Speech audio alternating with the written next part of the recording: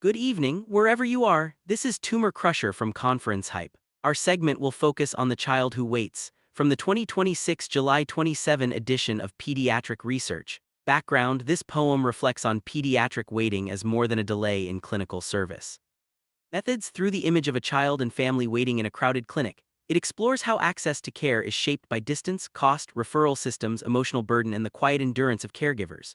Results: the poem foregrounds the child's limited understanding of illness while revealing how health systems, even when staffed by compassionate professionals, may unintentionally prolong suffering. Discussion: it invites reflection on pediatric health equity, timely care, and the human consequences of delayed treatment. From the 2026 July 28 edition of Pediatric Research. Background: the Bailey scales of infant and toddler development are widely used to assess early development, yet evidence for inter-rater reliability in multidisciplinary contexts remains limited. Methods: this study evaluated inter-rater reliability and agreement of the newest edition Bailey 4, at age 2 years when administered by a multidisciplinary allied health team within a longitudinal cohort. Results: participants were 100 children comprising a randomly selected 5% subsample of the population-based early move study in Perth, Australia. Discussion: findings support multidisciplinary assessment models and highlight the importance of accredited training, supervised practice, and ongoing feedback processes for maintaining reliable neurodevelopmental assessment outcomes. From the 2026 July 29 edition of Pediatric Research. Background: human breast milk-derived exosomes have been shown to prevent necrotizing enterocolitis. Methods: differentially expressed exosome-derived mRNAs from term and preterm breast milk were identified through mRNA sequencing. Results: we found that exosomal miR144-5P enhances the viability of intestinal epithelial cells in vitro and increases claudin-1 protein levels in vivo. Overexpressed miR144-5P decreases interleukin-1 beta protein levels both in vitro and in vivo. Discussion: exosomal miR144-5P protects against experimental NEC by inhibiting the TLR4/NF-kappa B signaling pathway. From the 2026 July 28 edition of Pediatric Research. Background: cigarette smoke leads to pulmonary inflammatory injury. Methods: male Wistar rats were randomly assigned to 3 groups: control 4-week CSE exposure and 8-week CSE exposure. Results compared with the control group. CSE8W group exhibited significantly impaired pulmonary function and elevated histopathological scores. Discussion: CSE exposure induces progressive gut microbial dysbiosis and perturbs SCFA metabolism in juvenile rats.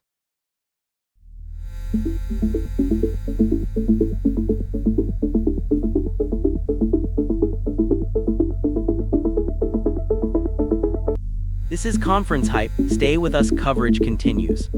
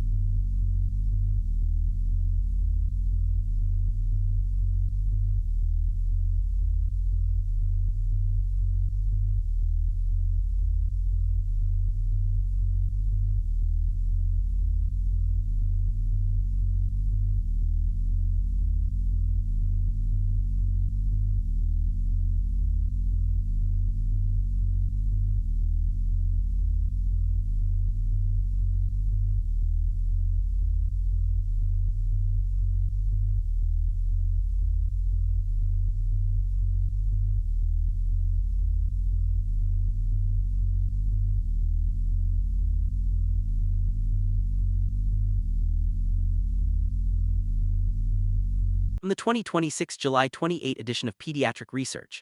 Background: chorioamnionitis is a common cause of perinatal inflammation and is associated with adverse neonatal and long-term outcomes. Methods: although male infants experience higher rates and greater severity of many inflammation-related morbidities, the contribution of fetal sex to chorioamnionitis-related outcomes remains understudied. Results: chorioamnionitis is a common cause of perinatal inflammation and is associated with adverse neonatal and long-term outcomes.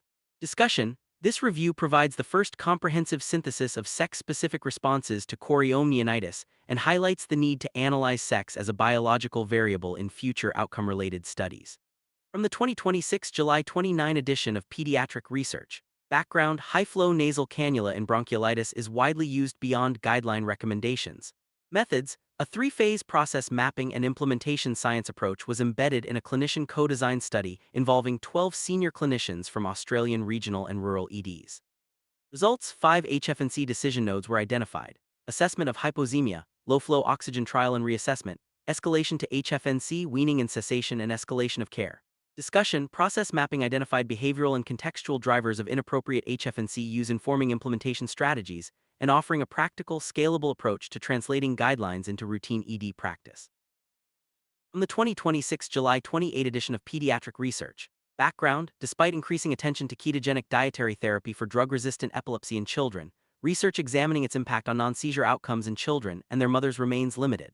Methods: this prospective study followed 40 children with DRE and their mothers from baseline to 4 and 12 weeks after KDT initiation. Results: significant improvements in children's sleep and psychosocial functioning, as well as maternal sleep and mental health symptoms were observed at 4 weeks, with the greatest improvements at 12 weeks. Discussion: a 12-week KDT was associated with improvements in children's sleep quality and psychosocial functioning, as well as maternal sleep quality and mental health, suggesting benefits beyond seizure control. On the 2026 July 28 edition of Pediatric Research.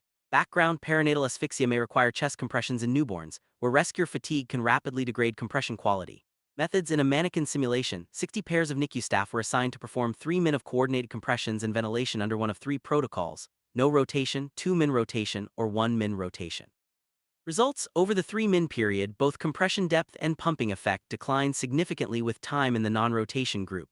Discussion: rotating rescuers every minute during neonatal chest compressions significantly preserves both compression depth and pumping effect throughout resuscitation, without compromising overall compression quality.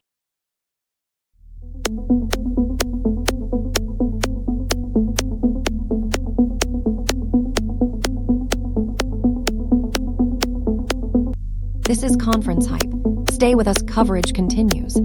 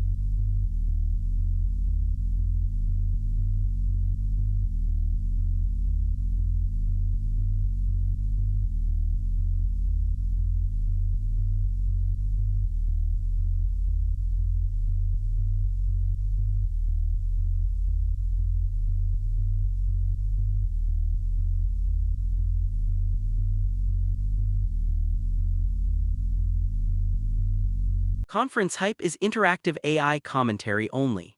It is not reporting, journalism, medical education, clinical guidance, scientific validation, legal advice, or financial advice. ConferenceHype is independent and is not affiliated with conference organizers, presenters, sponsors, or exhibitors. On the 2026 July 28 edition of Pediatric Research. Background: the reduction of pulmonary impairment due to complex aortic arch procedures in neonates and infants requires the most protective perfusion strategy during surgical intervention. Methods: suckling piglets were randomized to undergo cross-clamp for 60 min with either SACP or SACP plus DP followed by 120 min of recovery. Results: differences in body perfusion were proven by increased blood lactate levels and decreased oxygen saturation with SACP group compared to SACP plus DP. Discussion: our piglet study demonstrated a similar degree of lung injury in SACP and SACP plus DP during aortic arch procedures. On the 2026 July 27 edition of Pediatric Research.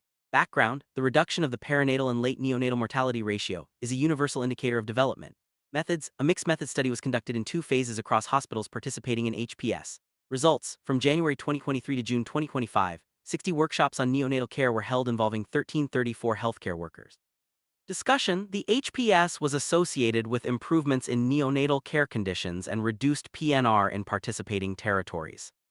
From the 2026 July 27 edition of Pediatric Research. Background: the relationship between early echocardiographic markers of PAT ductus arteriosus, related hemodynamics, and long-term neurodevelopmental outcomes in preterm infants remains unclear. Methods: we analyzed data from a multicenter registry of infants born at 23-29 weeks. Results: among 399 infants, 30% developed adverse neurodevelopmental outcomes. Discussion: early PDA-related hemodynamic burden as assessed by the PLASE score was associated with adverse neurodevelopmental outcomes at 3 years, with associations most apparent in infants born at 25-26 weeks. From the 2026 July 27 edition of Pediatric Research.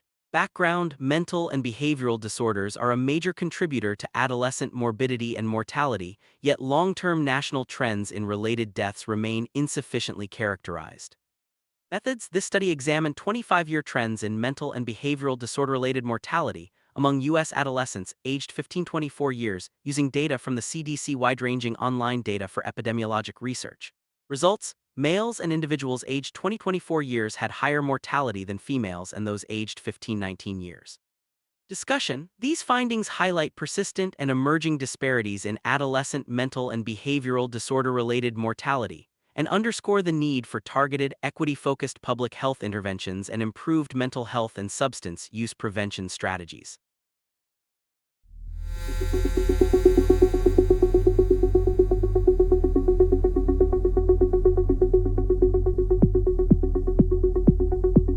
This is ConferenceHype. Stay with us, coverage continues.